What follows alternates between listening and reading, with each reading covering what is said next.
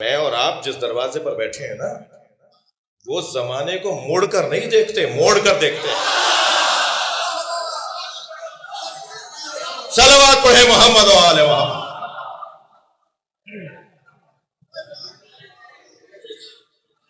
اور بلند صلوات محمد و آل محمد۔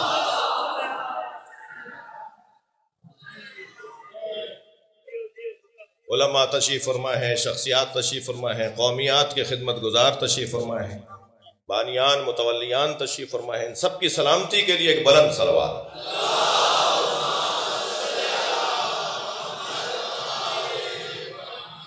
بزدل اور علی والا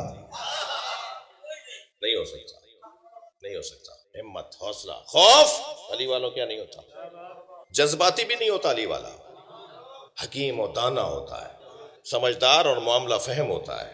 جنگ صفین میں مولا علی کی آواز آئی ہے، جو شام سے لشکر آیا ہے بھائی یہ تمہارا دشمن نہیں ہے۔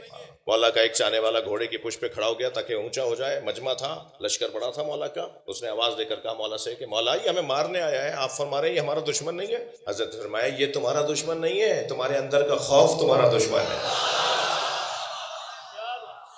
میرے بزرگ تشریف فرمائے یہاں پر، میں بھی خاندانی الحمدللہ عزادار اور ماتمدار خاندان سے اور ذاکروں کے خاندان کی اولاد ہوں۔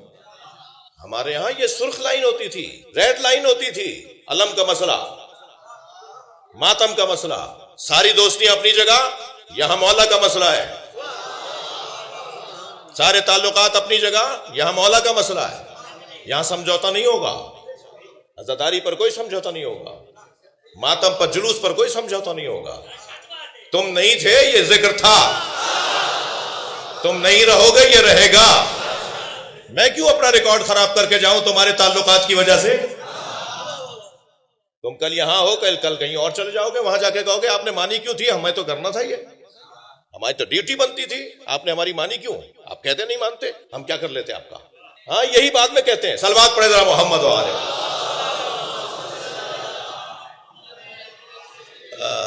نہیں تھوڑا اس سے بلند صلوات ہوگی۔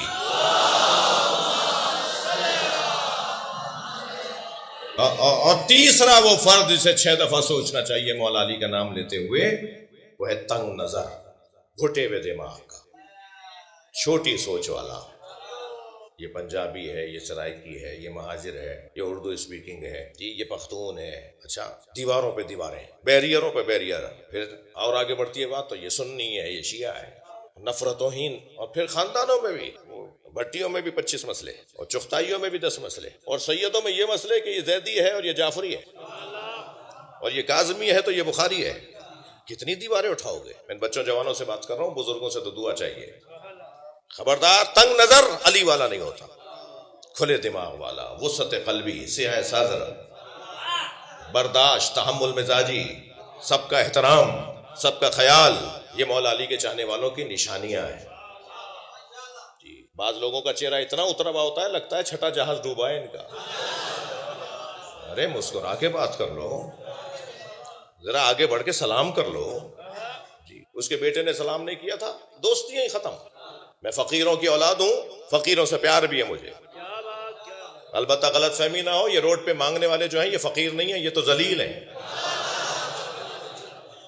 فقیر مانگنے والا نہیں ہوتا، فقیر اپنے مولا پہ توکل بانٹنے والا ہوتا ہے، فقیر اپنے مولا پہ بھروسہ بانٹ رہا ہوتا ہے۔ تو میں ٹنڈو آدم سے سانگڑ جا رہا تھا، سندھ کے 2 شہر ہیں، جڑواں شہر ہیں، بیچ میں پھاٹک آتا ہے، جیسے ابھی آپ کے چنیوٹ میں پھاٹک آیا، ایسے پھاٹک آتا ہے بیچ میں۔ تو گاڑی ہماری رکی، تو پھاٹک کی جو ناٹی سی دیوار ہوتی ہے، چھوٹی سی دیوار جس میں پھاٹک جڑا ہوا ہوتا ہے، اس پر ایک فقیر بیٹھا تھا۔ اس نے مجھے اسی حلیے میں دیکھا تو دور سے آواز دے کر اس نے کہا سلام علیکم یا علی مدد۔ تو میں نے سلام کا جواب بھی دیا اور مولا علی مدد بھی کہا، تو وہ فوراً دیوار سے کود پڑا، کہنے لگا اپنے ہی ہو کچھ دوں؟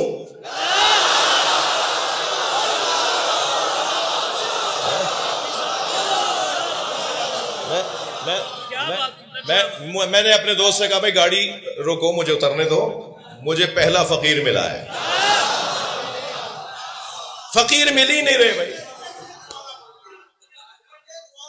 میں عرض کرتا ہوں، فقیر مانگنے والے کو نہیں کہتے، فقیر دینے والے کو کہتے ہیں۔ جب اس نے کہا نا کہ مجھے اپنے ہی لگے ہو کچھ دوں، تو میں نے بے ساختہ کہا مجھے پہلا فقیر ملا ہے۔ فقیر مانگنے والا نہیں ہوتا، فقیر تو دینے والا ہوتا ہے۔ تو خیر میں گاڑی سے اترا، میں ان کی طرف بڑھا، وہ میری طرف بڑھے۔ قلندر کے فقیر تھے جی، تو وہ میری طرف بڑھے، میں ان کی طرف بڑھا۔ مجھ سے کہنے لگے بتاؤ زہد کسے کہتے ہیں؟ میں ان بچوں جوانوں سے کہہ رہا ہوں بڑوں کے پاس جب جایا کرو نا، بولنا بند کر دیا کرو اور صرف سنا کرو۔ یہ بولنے کی بیماری اتنی لگی ہوئی ہے کہ اس بات کا خیال ہی نہیں ہوتا یہ سینئر بیٹھا ہے، یہ بزرگ بیٹھا ہے، یہ عالم بیٹھا ہے، یہ تجربے کار بیٹھا ہے، یہ ہمارے دادا ہیں، یہ ہمارے نانا ہیں، یہ ہمارے علاقے کے بڑے ہیں۔ ان کے سامنے خاموش رہو گے تو زیادہ سے زیادہ دولت ملے گی، تجربات کی دولت، مشاہدات کی دولت، نصیحتوں کی دولت۔ تو مجھے کہنے لگے کہ بتاؤ زہد کسے کہتے ہیں؟ میں نے کہا آپ بہتر جانتے ہیں۔ کیسے راضی کریں گے بڑوں کو؟ کیسے ان کے دل کو تیار کریں گے کہ وہ آپ سے بات کریں، اچھی اچھی باتیں کریں؟ میں نے کہا آپ بہتر جانتے ہیں۔ کہنے لگے اللہ ولایت عطا کرتا ہے جب تک کہ زہد کی 7 منزلوں کو نہ گزارو، صاحب ولایت بنا دیتا ہے اللہ۔ پھر تم لوگوں کے مسائل حل کرو گے، پھر تمہیں واسطہ فیض بنا دے گا اللہ۔ تو 7 منزلوں سے گزرو گے۔ میں نے کہا جی عطا کریں۔ کہنے لگے ایک منزل آج بتاؤں گا، اس پر عمل کر لو تو مجھ جیسا ایک فقیر ملے گا دوسری بتانے کو۔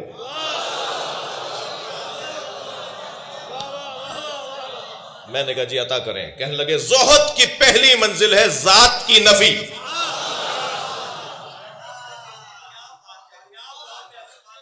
اپنی ذات کی نفی کرو۔ ہمارے یہاں تو مصیبت ایسی ہے کہ مہنگا کپڑا پہن لے تو کپڑوں کی طرح اکڑ کر چلتا ہے۔ بعض لوگوں کے کپڑوں میں کلف ہوتا ہے، کچھ لوگوں کی گردنوں میں کلف ہوتا ہے۔ اتنا ذات کے اسیر ہیں۔ بڑی گاڑی میں بیٹھ کر سائیکل والے کو تو ذلیل سمجھتے ہیں، مہنگی گاڑی میں بیٹھ کے پیدل چلنے والے کو تو یہ آدمی نہیں مانتا۔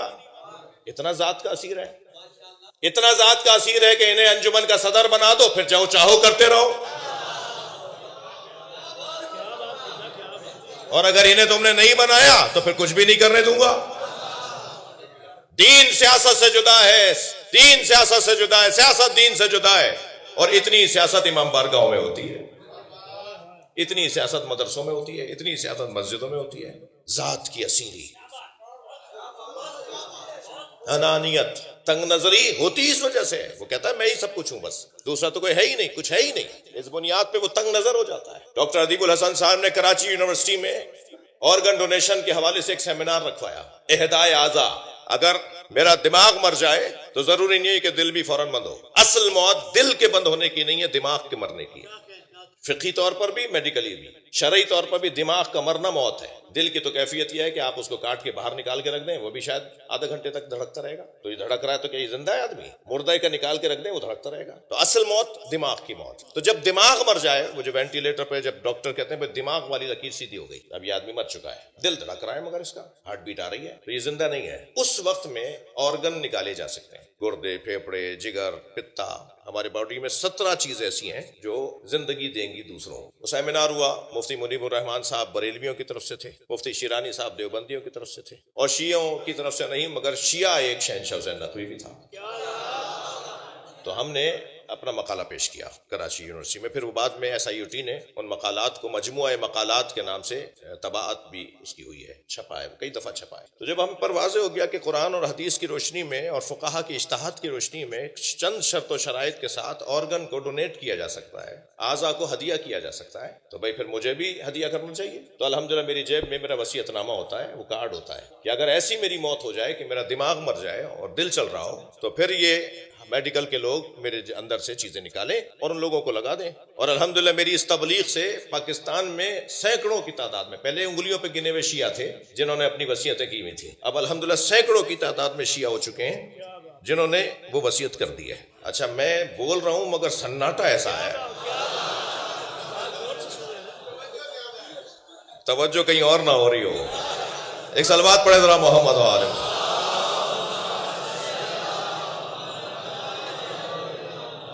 تو جب یہ ہم نے سیمینار میں خطاب کیا اور بات آگے بڑھی، اور یہ وہ مقالہ ہم لوگوں کو دیتے ہیں جہاں جب ممکن ہوتا ہے، تو ایک جگہ میں کچھ لوگوں نے مجھے روک لیا، کہنے لگے مولانا اگر میرے گردے کسی ہندو کو لگ گئے تو کیا ہوگا؟ اچھا، یہ قبر میں سڑانے کو تیار ہے، قبر میں یہ گردے سڑ جائیں گے، ختم ہو جائیں گے، اس کے لیے تیار ہے یہ۔ مولانا میرا دل اگر کسی عیسائی کو لگ گیا تو کیا ہوگا؟ اور ایک نے تو حد کر دی، کہنے لگا مولانا اگر میرا دل کسی سنی کو لگ گیا تو کیا ہوگا؟ تو میں نے بے ساختہ پہلا جواب تو یہ دیا، گھٹے ہوئے دماغ والا تنگ نظر علی والا نہیں ہوتا۔ تمہارا دل اگر کسی ہندو کو لگ گیا کیا معلوم وہ مسلمان ہو جائے؟ تمہاری آنکھیں اگر کسی ایسے سنی کو لگ گئیں کیا معلوم وہ علم کی زیارت کرنے لگ جائے؟ انسانیت بھی کچھ ہے یا نہیں؟ تنگ نظر علی والا نہیں ہوتا۔ اس گھرانے کو پروردگار عالم، میں نے آپ سے کہہ دیا تھا بھائی 2 گھنٹے کی مجلس ہوگی،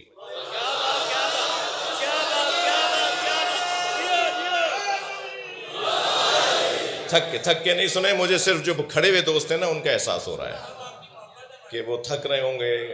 اگر امام بارگاہ میں جی بڑی عنایت، آپ نے 10 منٹ بڑھا دی ہے سرکار، میرے بزرگ کی صحت و سلامتی کے لیے بلند صلوات۔